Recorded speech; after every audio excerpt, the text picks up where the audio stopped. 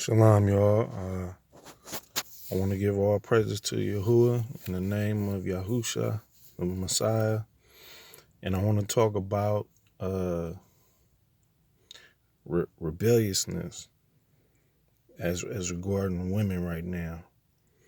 I know everybody talking about it, so I'm going to try to just make this short and simple. This ain't a video to rag on women. I just want to address how our ancestors, how our foremothers was humble. All right.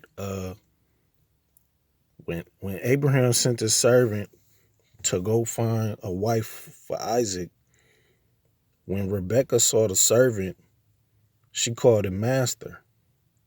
You know, she didn't say, "Oh, you ain't my daddy." You know what I mean? When he said, "Can I get some water?" When he seen her, when he seen her carrying that pitcher of water, and he said, "Could I get some water?"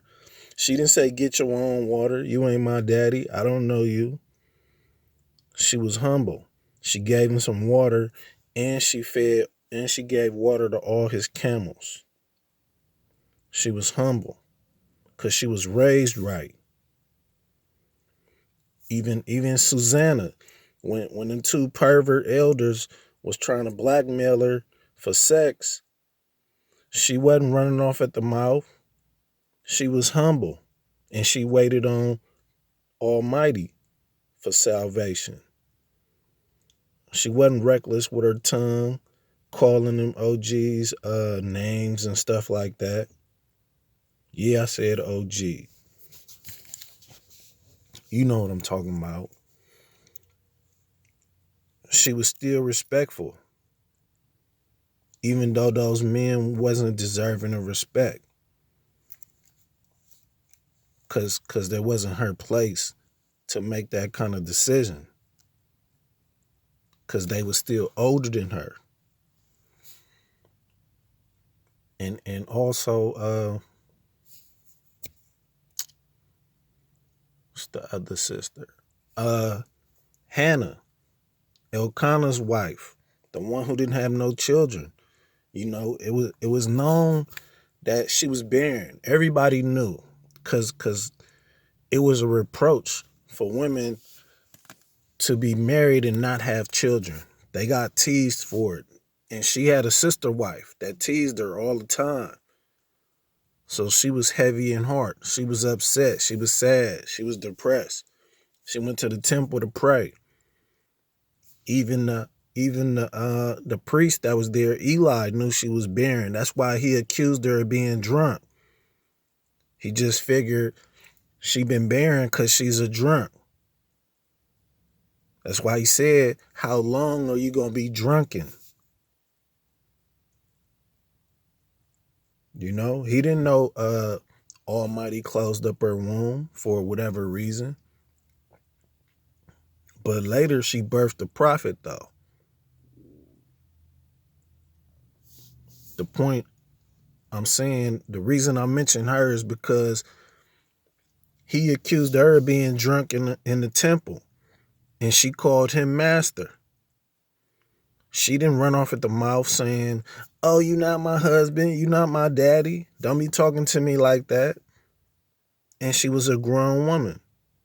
She humbled herself because she was raised right.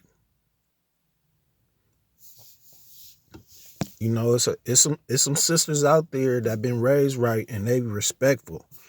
And I'll talk to them in person and on social media, and they always respectful. Shout out to those sisters, you know who you are. But it's some sisters, they embarrassing to their fathers and their husband the way they mouthed off to men. It's shameful, man.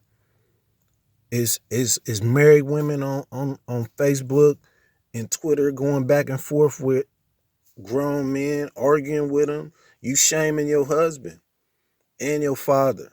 You out of line. It's not hard to be quiet. It's really not.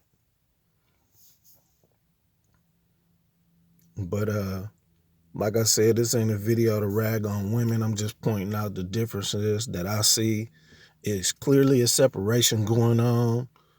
You know, when the spirit was on Paul, he wrote about women being submissive to the men and to their husbands.